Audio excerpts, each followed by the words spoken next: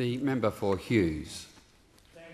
Mr Speaker, I rise tonight to support the comments of the members for Bennelong, the member for North Sydney and the member for Wentworth. Mr Speaker, the Armenian Genocide and the related Assyrian and Greek genocides were the result of a deliberate and systematic campaign against the Christian minorities of the Ottoman Empire between 1914 and 1923. The total number of deaths will never be known, but is estimated somewhere between 500,000 and over 3 million. Aside from the deaths, Christian minorities of the Ottoman Empire had their wealth and property confiscated without compensation. Businesses and farms were lost. Schools, churches, hospitals and monasteries became the property of the then Ottoman Empire. And Mr Speaker, about 20 years ago, while I was on business in Canada, I was working with a family of Armenian descent. And despite being a keen student of modern history at my school, to my embarrassment, I had to admit to my hosts that I had never learned about either the Armenian or the Assyrian genocides. Our Australian education system had simply failed to teach about one of the greatest crimes of humanity in the last 100 years. Now, as Winston Churchill once said, those that fail to learn from history are doomed to repeat it. But how can we start to learn from history if history is not taught in our schools?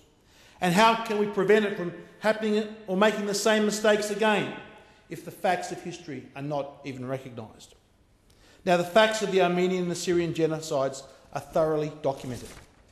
We know that Armenia and Assyria were Christian nations that came under Ottoman rule during the 15th and 16th century.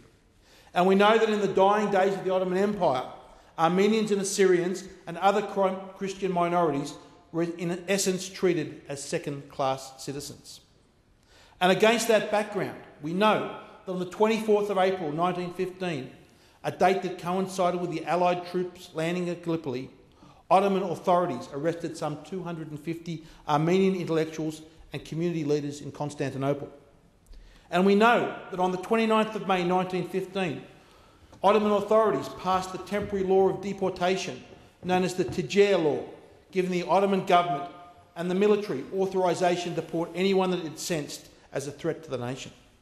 And we know thereafter the Ottoman military uprooted Armenians and Assyrians from their homes and forced them to march for hundreds of miles, depriving them of food and water and marching them into the desert. And we know that on the 13th of September 1915, the Ottoman Parliament passed the temporary expiration and confiscation law, stating that all property, including land, livestock and homes belonging to the Christian minorities, was to be confiscated by authorities.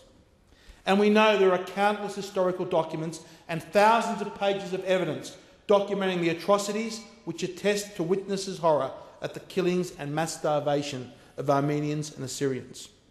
And we know that in 1915 the New York Times reported almost daily on the mass murder of the Armenian people, describing the process as systematic, authorised and organised by the government. And we know that on the 7th of October 1915, the Times reported that 800,000 Armenians had been slain in cold blood in Asia Minor. And by mid-December 1915, the Times spoke of 1 million Armenians killed or exiled. Now, if we're to learn from history, firstly we must recognise that events occurred. And secondly, we must look to the facts and circumstances to ensure such genocides never can happen again.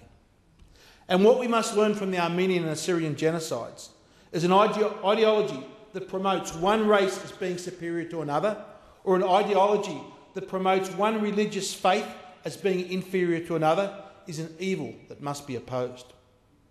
Mr Speaker, the words of Elie Wiesel, a Holocaust survivor of Hungarian Jewish descent and a Nobel Peace Prize winner in 1986, sum up what we should remember of the Armenian and Assyrian genocides. He said, "For the survivor, those who choose to testify, it is clear. His duty is to bear witness for the dead and for the living. He has no right to deprive future generations of a past that belongs to our collective memory. To forget would not only be dangerous, but offensive. To forget the dead would be akin to killing them a second time." It is now time for our parliament to join with other parliaments around the world and to recognise these genocides for what they were.